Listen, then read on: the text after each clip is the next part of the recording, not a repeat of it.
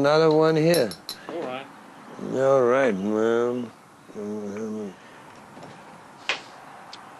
To music. Music can do it. It cannot save the world, but music can bring something out in a human being which simmer down a little bit. Less volatile. A little friendship in the heart, you know? Music. Thank you. It's a holy thing.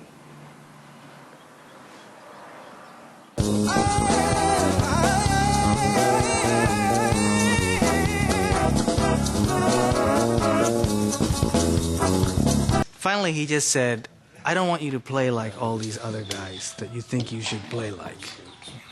I want you to play like the guy who grew up where he grew up, then came to America, saw what he saw back then in India, on the streets of India, and what he saw in growing up in America and other places that I traveled as a musician and all that. And I said, play like that guy. You know? So we started to play. And no kidding, for 25 minutes, he had a smile on his face, and we just jammed.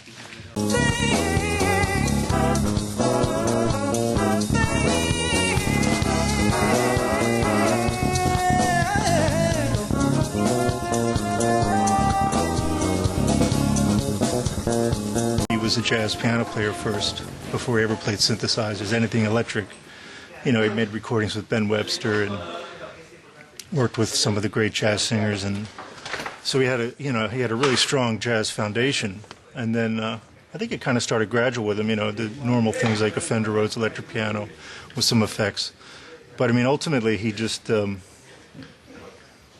he sort of redefined, you know, synthesizers and brought a whole new life to them, I believe. I always was really ready to do something else than play acoustic piano. I think I was about 6 years old when I realized that one sound alone wasn't what I would really like to hear.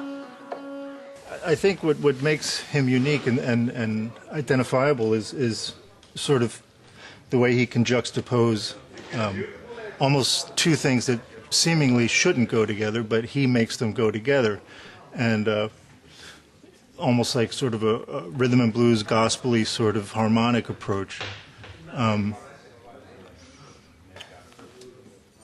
You know, that's coming out of soul and sort of very American in its root.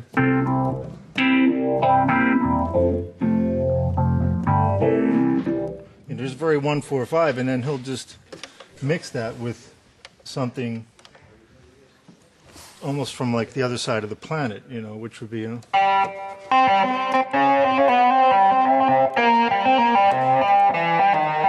know, which, so you have, you know, something from Brooklyn sitting at the same table with something from India, you know?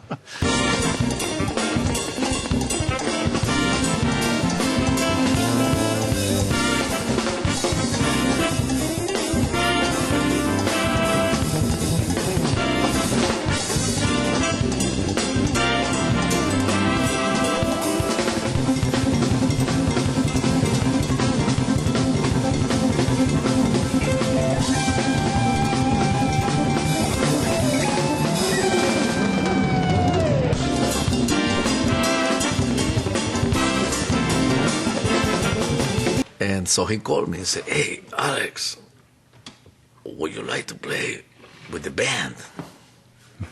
And I answered the phone and said, who's this?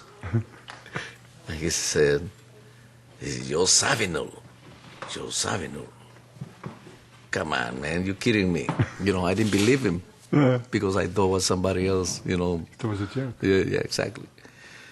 No, man, I want you to play with the band. Don Elias told me, and Dave Liebman and Miroslav. They said, you bet. Okay. Oh, okay. So he said, I'm going to go this weekend to see you. We can hang. So he came over to Las Vegas, stay at the Caesar Palace, and I went to pick him up, and we started chatting about, everything. And so he said, "Let me see you walk." I said, "What do you mean?" "I want to see you walk." I want to see you. So I started walking, and he checked me out, like, "Yeah, you can play." That was my audition, I guess.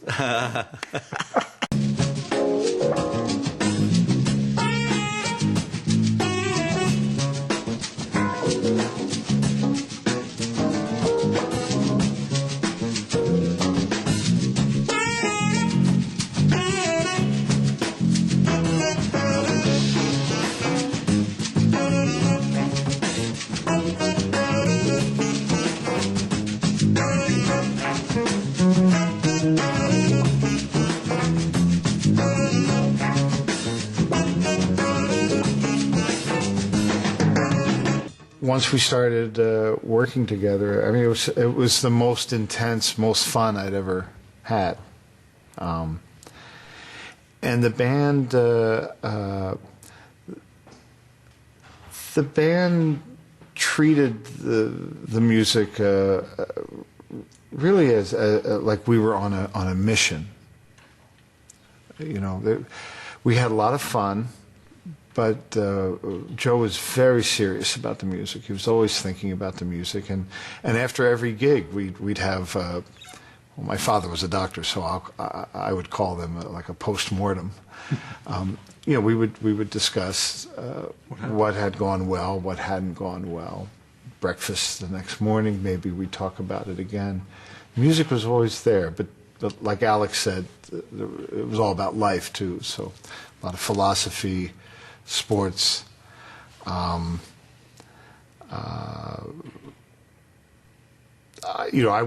wasn't as athletic, I think, as Alex was, and I wasn't that interested in soccer at the time. So instead, Zawinul, I got some homework, assigned reading when I joined the band. I had to go out and pick up a Nietzsche book. Just Did you read it? Yeah, the Man and Superman or something, I think.